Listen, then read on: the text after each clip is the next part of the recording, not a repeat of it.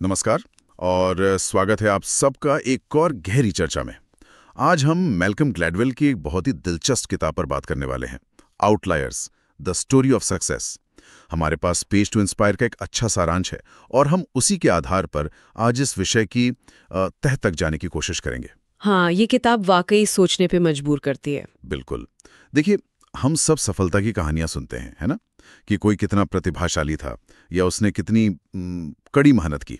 लेकिन ग्लैडवेल कहते हैं, रुकिए, शायद पूरी कहानी इतनी सीधी नहीं है। हमारा आज का मिशन यही है, सिर्फ प्रतिभा और मेहनत से आगे देखना, सफलता के उन छिपे हुए धागों को समझना जिनकी बात ग्लैडवेल करते हैं। हाँ, जो अक्सर नजरअंदाज हो जाते हैं। सही। उनका जो मुख्य विचार है वो ये कि सफलता सिर्फ आपके अंदर क्या है इस पर ही निर्भर नहीं करती, बल्कि ये बहुत हद तक इस पर निर्भर करती है कि आपके आसपास क्या है, आपकी संस्कृति, आपको मौके कब और कैसे मिले, और हाँ, क्या आपने किसी चीज पर घंटों मतलब हजारों घंटे लगाए हैं। ये बाहरी फैक्टर्स वाली बात बहुत महत्वपूर्ण है। हाँ। जरा सोचिए, क्यों कुछ रॉक बैंड दुनिया पर छा जाते हैं? क्यों कुछ लोग टेक की दुनिया के बेताज बादशाह बन जाते हैं? और ये कितनी अजीब बात है कि हॉकी में आपका जन्मदिन कब आता है ये भी आपकी सफलता तय कर सकता है ना दिलचस्प? हाँ, ये उदाहरण तो कमाल का है। ठीक है, चलिए इसे खोलते हैं।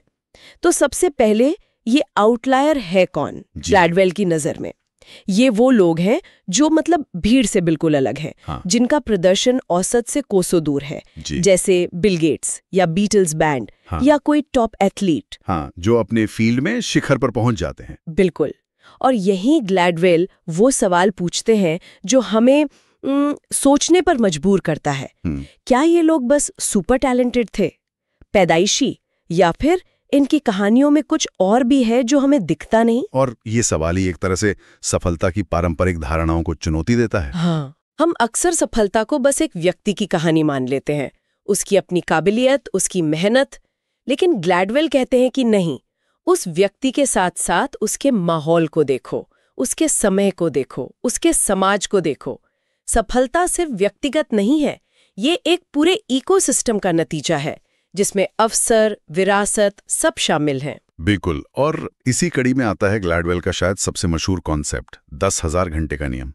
सुनने में तो बड़ा सीधा लगता है ना, कि किसी भी स्किल में मास्टर बनने के लिए आपको करीब करीब 10,000 घंटे लगाने पड़ते हैं। हाँ, ये नंबर बहुत पॉपुलर हुआ। ये कोई जादू का नंबर नहीं है। ग्लैडवेल ने बस ये पैटर्न देखा अलग अलग फील्ड्स के टॉप परफॉर्मर्स में, चाहे वो संगीतकार हों, एथलीट्स हों या प्रोग्रामर। उन सब ने हजारों घंटे प्रैक्टिस की थी। जैसे बीटल्स, हम उन्हें सुपरस्टार्स के तौर पर जानते हैं, लेकिन इससे बहुत पहले उन्होंने जर्मनी के हैम्बर्ग में छोटे क्लबों में रात दिन परफॉर्म किया। हाँ, वो कहानी बहुत दिलचस्प है। कहते हैं करीब 8-8 घंटे रोज, हफ्ते के 7 दिन। सोचिए, वो भी तब जब वो बस टीनेजर थे। ये हजारों घंटों का लाइव तजुर्बा था जिसने उन्हें तराशा। बिल्कुल। या फिर बिल गेट्स का उदाहरण लें। आज टेक के दिग्गज हैं, लेकिन कहानी शुरू होती है स्कूल से। उस जमाने में कंप्यूटर बहुत दुर्लभ थे, महंगे, लेकिन किस्मत से गेट्स के स्कूल में एक अर्ली कंप्यूटर टर्मिनल था। हाँ, और उन्हें उसे इस्तेमाल करने का लगभग अनलिमिटेड एक्सेस मिला। सही। जबकि बाकियों को शायद छूने को भी ना मिलता हो, गेट्स घंटों कोड लिख रहे थे, सीख रहे थे। उन्होंने अपने वो 10,000 घंटे बहुत जल्दी पूरे कर लिए थे, जब दुनिया भी कंप्यूटर क्रांति के लिए तैयारी हो रही थी। तो यहाँ पर टैलेंट के साथ अवसर भी जुड़ गया। हाँ, यहाँ पे ये वाकई दिलचस्प हो जाता है, क्योंकि बात सिर्फ टैलेंट की नहीं रह जाती। हाँ, बीटल्स में हुनर था, गेट्स में लॉजिक था, लेकिन ग्लैडवेल कहते हैं कि सिर्फ टैलेंट आपको एक हद तक ही ले जा सकता है। असाधारण सफलता के लिए उस टैलेंट को हजारों घंटों की प्रैक्टिस चाहिए, और वो भी सही तरह की प्रैक्टिस। सही कहा। और ये सिर्फ कोई भी प्रैक्टिस नहीं है। मनोवैज्ञानिक इसे कहते हैं सोद्देश्य अभ्यास या डिलिब्रेट प्रैक्टिस। अच्छा, डिलिब्रेट प्रैक्टिस, इसका क्या मतलब है? इसका मतलब है कि आप जानबूझकर उन चीजों पर काम कर रहे हैं जो आपके लिए मुश्किल हैं, अपनी कमजोरियों को पहचान रहे हैं, फीडबैक ले रहे हैं और लगातार खुद को बेहतर बनाने की कोशिश कर रहे हैं। ये सिर्फ घंटे बिताना नहीं है, बल्कि फोकस तरीके से मेहनत करना है। ये मुश्किल होता है। समझ गया। और जैसा आपने गेट्स और बीटल्स के उदाहरण में बताया, ये सोद्देश्य अभ्यास करने का मौका मिलना भी बहुत जरूरी है। हाँ, बिल्कुल। गेट्स को वो कंप्यूटर मिला, बीटल्स को हैम्बर्ग में वो स्टेज मिला। तो यहाँ दिलचस्प बात यह है कि अवसर और अभ्यास कैसे एक दूसरे से जुड़े हुए हैं। बिना मौके के अभ्यास कैसे और बिना अभ्यास के मौके का फायदा कैसे? सही बात है। ये दोनों साथ साथ चलते हैं और ये हमें ग्लैडवेल के एक और जरूरी विचार पर लाता है, सही समय और अवसर का महत्व। हम अक्सर सोचते हैं कि सफलता बस मेहनत का फल है, लेकिन ग्लैडवेल कहते हैं आप कब और कहां पैदा हुए ये भी बहुत मायने रखता है। हाँ, ये थोड़ा किस्मत जैसा लगता है, पर इसका लॉजिक है। बिल्कुल। इसका सबसे जबरदस्त उदाहरण वो सिलिकॉन वैली के टेक दिग्गजों का देते हैं। उन्होंने देखा कि ज्यादातर कामयाब टेक एंटरप्रेन्योर्स जैसे बिल गेट्स, स्टीव जॉब्स वगैरह, उनका जन्म 1953 से 1956 के बीच हुआ था। अच्छा, इसमें क्या खास बात है? खास बात यह है कि जब 1975 के आसपास पर्सनल कंप्यूटर क्रांति शुरू हुई तो ये लोग ठीक 20-21 साल के थे। बिल्कुल सही उम्र किसी नई टेक्नोलॉजी को सीखने, उसके साथ खेलने और उसमें कुछ नया बनाने के लिए। ना बहुत छोटे, ना बहुत बड़े। इतना बन पाते? शायद नहीं। तो कहने का मतलब ये है कि आपकी प्रतिभा और मेहनत के साथ साथ इतिहास के किस मोड़ पर आप मौजूद थे, ये भी बहुत मायने रखता है। सही समय पर सही जगह होना। बिल्कुल। और अगर हम इसे बड़ी तस्वीर से जोड़ें तो यह हमें सफलता को सिर्फ व्यक्तिगत नहीं बल्कि एक संरचनात्मक चीज की तरह देखने में मदद करता है। संरचनात्मक मतलब ये उस सोच को चुनौती देता है कि कोई भी कहीं से भी उठकर सिर्फ अपनी लगन से टॉप पर पहुंच सकता है।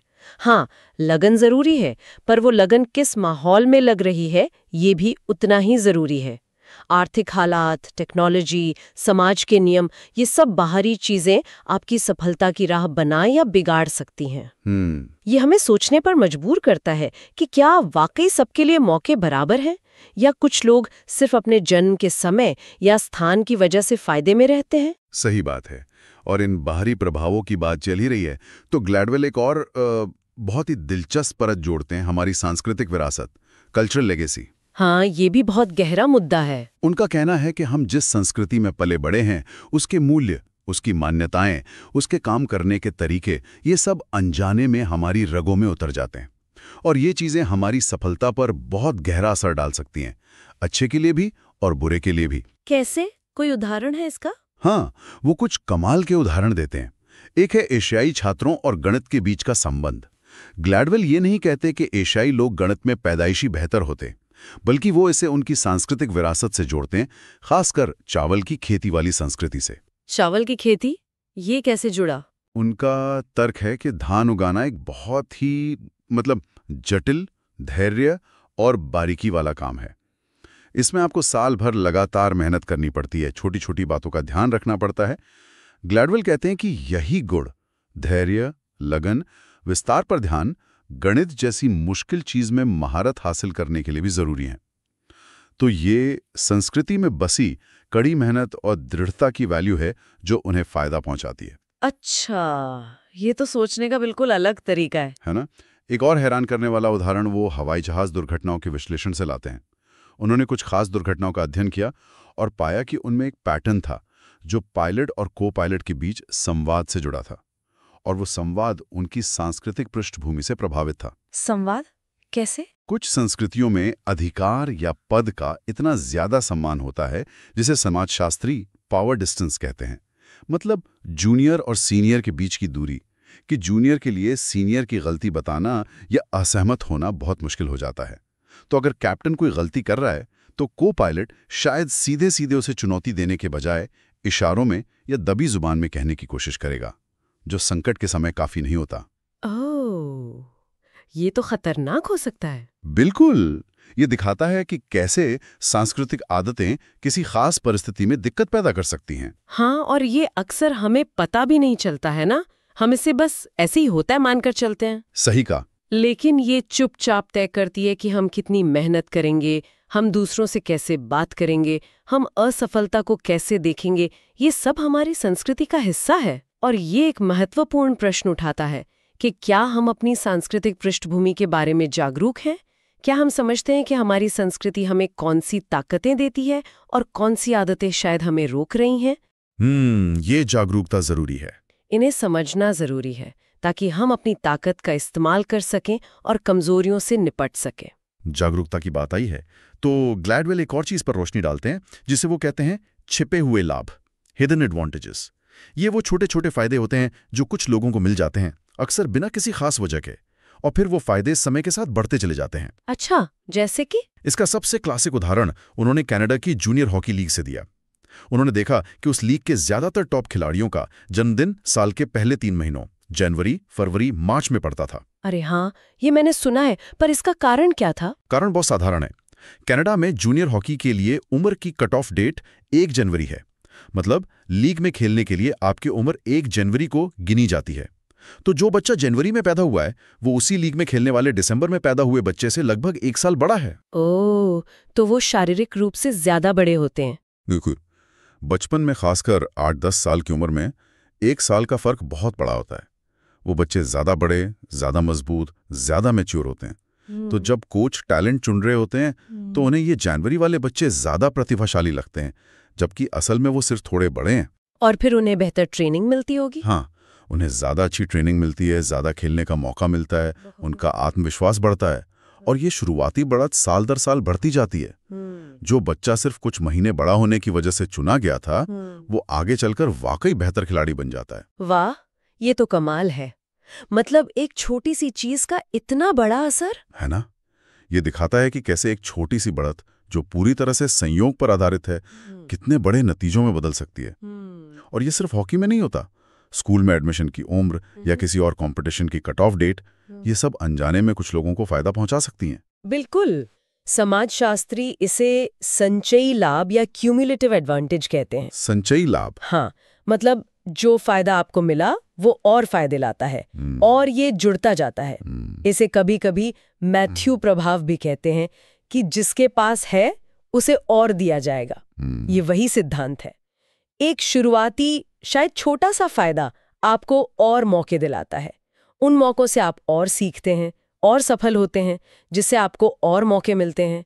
ये एक तरह का पॉजिटिव फीडबैक लूप बन जाता है। और ये निष्पक्षता या फेयरनेस पर सवाल उठाता है। हाँ, यह हमें सोचने पर मजबूर करता है।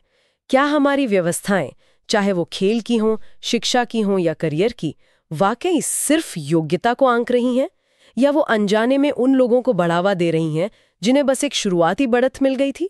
इन छिपे हुए फायदों को पहचानना जरूरी है। बिल्कुल, तभी हम शायद सबके लिए ज्यादा बराबर मौके बनाने की कोशिश कर सकते हैं। अवसर, संस्कृति, छिपे हुए लाभ। पेज टू इंस्पायर के सारांश और हमारी इस चर्चा से अगर किसी को कुछ व्यवहारिक बातें निकालनी हो तो वो क्या होंगी? आप क्या कहेंगे? मेरे ख्याल से कुछ मुख्य बातें हैं। पहली, सिर्फ टैलेंट के भरोसे मत बैठिए। महारत हासिल करनी है तो गहरा फोकस्ड अभ्यास जरूरी है। वो 10,000 घंटे वाली बात एक इशारा है कि इसमें समय और समर्पण लगता है। वो सोद्देश्य अभ्यास जरूरी है, जानबूझकर अपनी कमजोरियों पर काम करना। हाँ, ये जरूरी है। और दूसरी बात शायद अवसरों को लेकर है। बिल्कुल, अपने आसपास मौकों को पहचानना सीखें।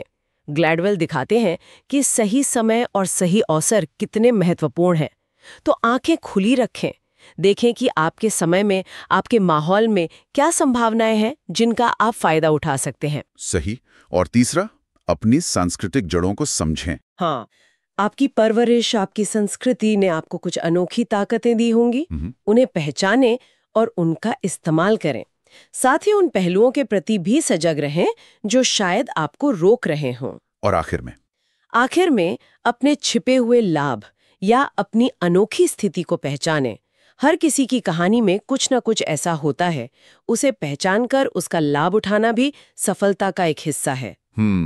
तो इन सब बातों को समेटते हुए ग्लैडवेल का मुख्य संदेश शायद यही है कि सफलता एक पहेली की तरह है जिसके कई टुकड़े हैं। ये सिर्फ आपकी व्यक्तिगत काबिलियत की कहानी नहीं है। हाँ, ये आपकी मेहनत, आपके मिले हुए मौके, आपकी सांस्कृतिक परवरिश और हाँ, थोड़ी सी किस्मत का भी मिश्रण है। ये सारे धागे मिलकर ही सफलता का ताना बाना बुनते हैं। बिल्कुल। ग्लैडवेल हमें सफलता को एक व्यक्ति की जीत के रूप में नहीं, बल्कि एक समुदाय, एक समय, एक परिस्थिति की उपज के रूप में देखने का नजरिया देते हैं। हाँ, और ये हमें थोड़ा विनम्र बनाता है और शायद दूसरों की सफलता या असफलता को समझने में भी मदद करता है। तो इस सब का क्या मतलब है? मेरे लिए इसका मतलब है कि अगर हम इन अलग अलग फैक्टर्स को समझें तो हम न सिर्फ सफलता को बेहतर ढंग से एनालाइज कर सकते हैं, बल्कि शायद अपने लिए और दूसरों के लिए बेहतर मौके बनाने के तरीके भी सोच सकते हैं। हाँ, ये एक तरह से रहस्य पर से पर्दा उठाता है। बिल्कुल। ये दिखाता है कि कहानी हमेशा उससे ज्यादा गहरी होती है जितनी सतह पर दिखती है। और इसी सोच को आगे बढ़ाते हुए एक सवाल आपके लिए छोड़ जाते हैं, जिस पर आप आराम से विचार कर सकते हैं। अगर सफलता इतनी ज्यादा बाहरी चीजों पर निर्भर करती है, जैसे सही समय पर जन्म लेना या सही मौके मिलना, तो फिर एक समाज के तौर पर हमें क्या करना चाहिए?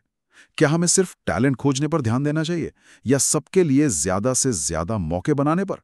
और जो सफलता हमें मिलती है उसमें से कितनी वाकई हमारी कमाई हुई होती है और कितनी हमें हालात की वजह से मिली होती है? ये वाकई एक बड़ा सवाल है। ये व्यक्तिगत जिम्मेदारी और सामाजिक संरचना दोनों के बीच के संतुलन पर सोचने को मजबूर करता है। अगर अवसर इतने महत्वपूर्ण हैं, तो क्या समाज का ये फर्ज नहीं बनता कि वो कोशिश करे कि शुरुआती बढ़त या कमी का असर कम हो और खेल का मैदान थोड़ा और बराबर हो सके? हाँ, और यह हमें अपनी सफलता को देखने का नजरिया भी देता है। शायद सच्ची विनम्रता इसी समझ से आती है कि हमारी कामयाबी में सिर्फ हमारा ही हाथ नहीं है, बल्कि बहुत सारे अनदेखे फैक्टर्स और लोगों का भी योगदान है। इस पे जरूर सोचेगा। इसी विचार के साथ आज की ये गहरी चर्चा यहीं समाप्त करते हैं। उम्मीद है आपको ग्लैडवेल के इन विचारों ने सोचने के लिए कुछ नया दिया होगा।